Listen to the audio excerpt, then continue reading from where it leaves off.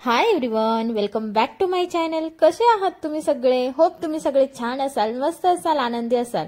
खूप दिवसापासून विचार केला होता की फ्रीजची डीप क्लिनिंग करूया म्हणून। तसा फ्रीज काही एवढा खराब झालेला नव्हता, पण म्हटलं विनयचा बर्थडे पण येतोय, त्यात दिवाळी पण येते, म्हटलं चला करूनच घेऊया। आणि त्यासाठी मी संडेचा दिवस निवडला, म्हणजे हस्बंडची पण मला थोडी मदत होणार म्हणून। आणि इथे मी फ्रीज मधलं सगळं सामान बाहेर काढून घेतलेलं आहे आणि डोरच्या साईडला जे रबर असतं ते सुद्धा मी रिमूव्ह केलेलं आहे आणि एका बकेटमध्ये ठेवलंय त्याला। आता त्याच्यामध्ये सोप टाकून ठेवलं आणि हा रबर काढणं अगदी सोपं आहे। एका साईडनी पुल करायचं आणि असं पुल करत करत करत चौघाही साईडनी तो रबर ओढून घ्यायचा, ऑटोमॅटिकली तो रबर निघून जातो, एवढं काही अवघड नसतं। आणि इथे मी स्प्रे बॉटल मध्ये एक सोल्युशन बनवलं आहे, त्यामध्ये ऍड केलेला आहे 1 चम्मच बेकिंग सोडा, 1 चम्मच व्हिनेगर आणि 1 चम्मच लिक्विड सोप। आणि हे जे सोल्युशन आहे ते मी असं स्प्रे करून घेतलेलं आहे आणि हे बघा स्प्रे केल्यानंतर अशा क्लॉथनी ते व्यवस्थित स्वच्छ करून घ्यायचं। व्हिनेगर मध्ये असतं अँटीबॅक्टेरियल प्रॉपर्टी, त्यामुळे बॅक्टेरिया रिमूव्ह करण्यासाठी खूप महत्त्वाचा रोल प्ले करत असतो। आणि हे जे सोल्युशन आपण बनवलंय त्याच्यामध्ये मी विम लिक्विड सोप आणि बेकिंग सोडा टाकलाय, यामुळे आपल्या फ्रीज मध्ये जे चिकट वगैरे डाग लागलेले असतात ते रिमूव्ह होऊन जातात। आणि फ्रीज कसा आपला बंद बंद असतो, त्यामुळे त्याला असा कुबट वास सुटलेला असतो, तो सुद्धा निघून जातो। फ्रीजच्या एक साईडचा भाग मी पूर्णपणे स्वच्छ करून घेतला, आता दुसरी साईड।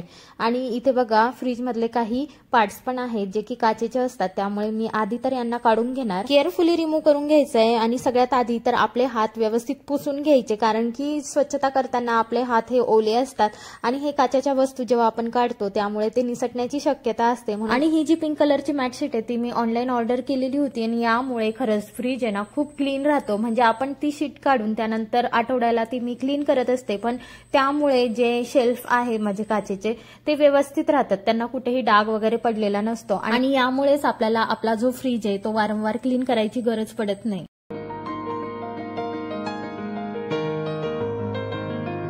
आज फ्रीज डीप क्लिनिंग करायचा विचार केलाच आहे, म्हणून आता हे जे सगळे शेल्फ आहे ते मी घसून घेणार आहे। पण त्याआधी इथे जे अन्न सांडलेलं आहे, काही भाजीपाला वगैरे सांडलेला आहे, तो आधी मी कोरड्या कपड्याने क्लीन करून घेणार आहे।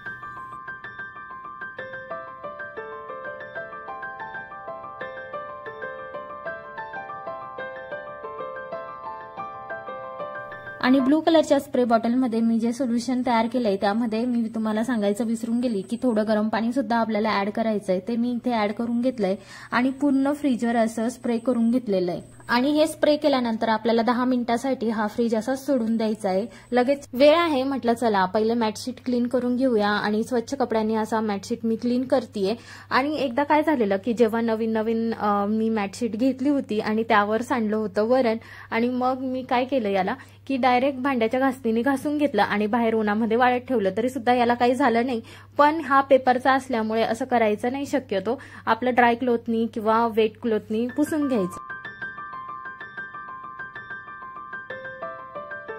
इथे माझ्याकडे 3 मॅट्स आहेत आणि त्या मी व्यवस्थित क्लीन करून घेतलेल्या आहे आणि साईडला ठेवून दिलेल्या आहेत। थोडंसं ऊन पडलेलं आहे बाहेर, म्हणून म्हटलं चला बाहेर इथे उन्हामध्ये थोडंफार सुकून जातील, काही मॉइश्चर वगैरे लागलेलं असेल ते सुद्धा निघून जाईल, म्हणून बाहेर मी याला उन्हामध्ये ठेवून दिलेलं आहे। बेसिनमध्ये मी सगळे भांडे आणून ठेवलेले होते आणि आता म्हटलं चला एक एक करून सगळं घासून घेऊया। आणि शक्यतो फ्रीज मधले जे भांडे असतात ते घासण्यासाठी तारेच्या घासणीचा वापर करायचाच नाही, कारण की त्यामुळे चरे पडण्याची शक्यता नसते, चरे पडतातच, त्यामुळे अवॉइडच करायचं की तारेच्या घासणीने हे भांडे घासायचे नाही। यासाठी तुम्ही स्पॉन्ज वापरू शकता आणि जर तुमच्याकडे स्पॉन्ज नसेल तर तुम्ही प्लास्टिकची पिशवी असते त्या प्लास्टिकच्या पिशवीने सुद्धा घासू शकतात, त्याच्याने सुद्धा हे जे काचेचे भांडे आहेत ना ते खूप छान निघतात। एक एक करून मी इथे सगळेच भांडे घासून घेतले आणि धुवून सुद्धा घेतले आणि ते भांड्याच्या पाठीमध्येच ठेवले। आता बाहेर ऊन आहे म्हणून ती भांड्याची पाठी अशीच उचलणार आणि बाहेर उन्हामध्ये ठेवणार। आणि जर तुमचा स्पॉन्ज जाड असेल आणि तो कानाकोपऱ्यात जात नसेल तर तिथे तुम्ही टूथब्रशचा यूज करू शकता। टूथब्रशला लिक्विड लावायचं आणि त्या कानाकोपऱ्यातून ते असं व्यवस्थित स्वच्छ करून घ्यायचं। खरं तर प्रत्येक आठवड्यालाच मी हे प्लास्टिकचे भांडे घासून घेत असते, काचेचे नाही घासत कारण की त्याला रिस्क असते म्हणून, पण हे प्लास्टिकचे जे भांडे आहेत ना ते मी घासूनच घेत असते, त्यामुळे तुम्ही बघू शकता की जास्त काही खराब झालेले नाही। आम्ही आठवडाभराचा भाजीपाला एकदाच भरत असतो संडेच्या दिवशी, त्यामुळे सॅटर्डे पर्यंत फ्रीज हा खालीच होऊन गेलेला असतो. मग मी हे भांडे स्वच्छ धुवून टाकत असते आणि हे असं वेळेच्या वेळी म्हणजे वीकली आपण स्वच्छ करत राहिलो तर जास्त खराब पण होत नाही भांडे आणि जो फ्रीज मधून असा वास येतो ना तो सुद्धा येत नाही. फ्रीज मधले काचेचे भांडे मी लवकर लवकर धुण्याचा अवॉइड करते कारण की त्याच्यावर मॅटशीट मी ठेवलेली आहे आणि एखाद्या वेळेस अन्न किंवा भाजीपाला त्याच्यावर सांडला तरी सुद्धा ती शीटच मला क्लीन करावी लागते. शीट घेतल्यापासून माझं काम खूप सोपं झालेलं आहे आणि आज डीप क्लिनिंग आहे म्हणून काचेचे भांडे सुद्धा इथे घासून घेतले आणि आता हे सगळंच आता मी उन्हामध्ये नेऊन ठेवणार आहे.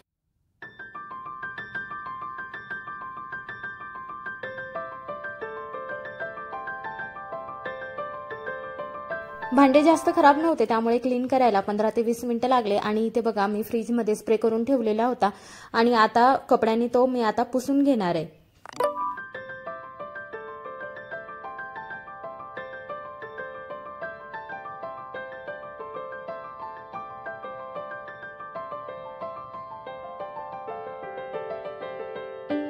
आणि इथे माझा फ्रीज बघा किती क्लीन दिसतोय, एकदम पांढरा शुभ्र आणि असा फ्रीज वापरायला ना मला खूप आवडतो म्हणून मी आठवड्याला आहे ना ते भांडे घासूनच घेते. पण जर तुम्हाला फ्रीजची डीप क्लिनिंग करायची असेल तर एक अगदी आठवडा आपल्याला काही जमणार नाही म्हणून 2-3 महिन्यानंतर डीप क्लिनिंग केली तरी चालते. फ्रीज क्लीन करण्या अगोदर सगळ्यात पहिले तर आपल्याला आपला जो स्विच आहे तो बंद करावा लागतो आणि ती जी वायर असते ती काढून घ्यावी लागते म्हणजे फ्रीज मधला लाईट लागत नाही आणि मग इलेक्ट्रिसिटीची पण बचत होते आणि आपल्याला शॉक वगैरे लागण्याचा धोका पण टळतो. पण इथे बघा आता म्हटलं मागून वगैरे सगळंच फ्रीज आपण क्लीन करून टाकूया म्हणून बाहेर काढलंय आता त्याला आणि इथे साईडने मी त्याला एकदम सॉफ्ट अशा कपड्यांनी इथे मी रिदिशाच्या बाबांची बनियान घेतली आहे कारण की ती आता खूप दिवस झाले आणि थोडंसं छिद्र पडलं होतं त्याला. मग मी असं पूर्णच त्याला फाडून टाकलं आणि त्याचा उपयोग आता मी फ्रीज क्लीन करण्यासाठी करते कारण बनियानच्या कापडापेक्षा एकदम सॉफ्ट कापड मला नाही वाटत की कोणतं असणार आहे म्हणून.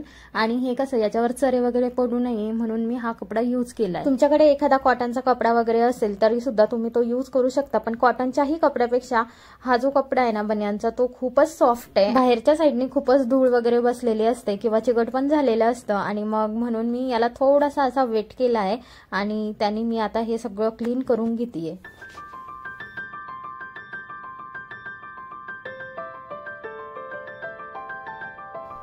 फ्रीजच्या साईडला आणि समोरून टॉपला सुद्धा मी क्लीन करून घेतलं आणि असं म्हणतात की फ्रीजच्या टॉपला काही ठेवायचं नाही कारण की ते गरम होण्याची शक्यता पण आमच्या घरात फ्रीजच्या टॉपला काही ना काही ठेवल्याच जातं. मी ते फ्रीजचं कव्हर पण घेतलेलं आहे म्हणजे फ्रीजवरती ठेवतात ते तर ठेवतेच आणि त्याच्यावर असे 2 बॉक्स पण ठेवले जातात माझ्याकडून. खरं तर नाही ठेवला पाहिजे पण मी ह्यावेळेस शक्य होईल तर मी त्यांची जागा आता शिफ्ट करणार आहे. मी फ्रीजच्या टॉपला एखादा पेपर वगैरे ठेवला तरी पण चालतो. जेव्हा मी घर झाडते ना तर घर झाडताना काही ना काही वस्तू त्या फ्रीजच्या खाली चालल्या जाते आणि मग सारखं असं फ्रीज हलवायला मला आवडत नाही त्यामुळे मी ते काढत नाही आणि असंच एखाद्या वेळेस जेव्हा डीप क्लिनिंग असेल किंवा 15 दिवसातून महिन्याभरातून मग हा फ्रीज मी सरकवते आणि तिथून खालून व्यवस्थित स्वच्छ करून घेते. आता सुद्धा मी व्यवस्थित क्लीन करून फ्रीजला त्याच्या जागेवर ठेवून दिलंय.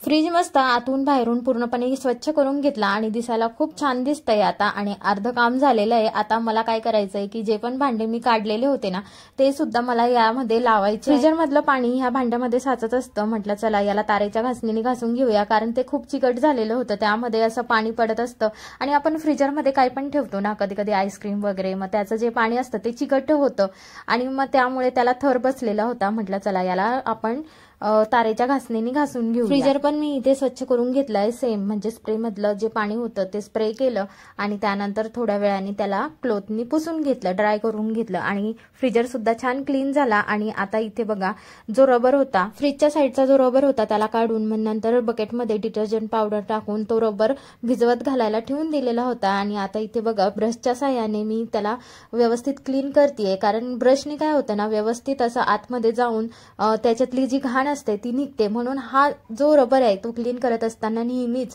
म्हणजे टूथब्रशचा वापर केला पाहिजे असं मला वाटतं. हा रबर सुद्धा धुवून झाल्यानंतर उन्हात वाळवला होता आणि आता तो व्यवस्थित ड्राय झाला आहे आणि म्हटलं चला लावून टाकूया. मग इथे मी माझ्या हस्बंडची हेल्प घेतली आणि एका कोपऱ्यातून असं स्टार्ट करायचं म्हणजे एका कोपऱ्यातून ते टक करायचं आणि त्यानंतर असं प्रेस करत जायचं बोटाने आणि ऑटोमॅटिक ते लागून जातं. चला तर फ्रीज पूर्णपणे क्लीन झालेला आहे, रबर लावून झालं, फ्रीजर क्लीन झालं, त्यानंतर फ्रीजच्या मागची बाजू ती सुद्धा क्लीन झाली आणि इथे मी आता जे काचेच्या वस्तू घासलेल्या होत्या ज्या फ्रीजमध्ये आपण ठेवतो त्या मी इथे क्लीन करून वाळून झालेल्या आहे, म्हणून पहिले आधी ते ठेवून देते, कारण आज आहे संडे, रिदिशा विनय दोघेही घरी आहेत आणि यांचा काही नेम नाही, कुठे कधी काय हात लावतील काही सांगता येत नाही. म्हटलं चला पहिले काचेच्या वस्तू ठेवून देते आणि प्लास्टिकच्या वस्तू थोड्या वाळायच्या बाकी आहे, म्हटलं त्यानंतर फ्रीजमध्ये ठेवेल. तुम्ही सुद्धा तुमच्या फ्रीजची क्लिनिंग अशी करू शकता जसं मी सांगितलंय त्याप्रमाणे. कसा वाटला व्हिडिओ कमेंटमध्ये नक्की सांगा आणि नेक्स्ट व्हिडिओ कोणता असायला पाहिजे ते सुद्धा मला तुम्ही सजेस्ट करू शकता. कसे वाटतात तुम्हाला माझे डेली व्लॉग मला कमेंटमध्ये नक्की सांगा आणि माझे असेच नवनवीन व्हिडिओ बघण्यासाठी माझ्या चॅनलला सबस्क्राईब करा.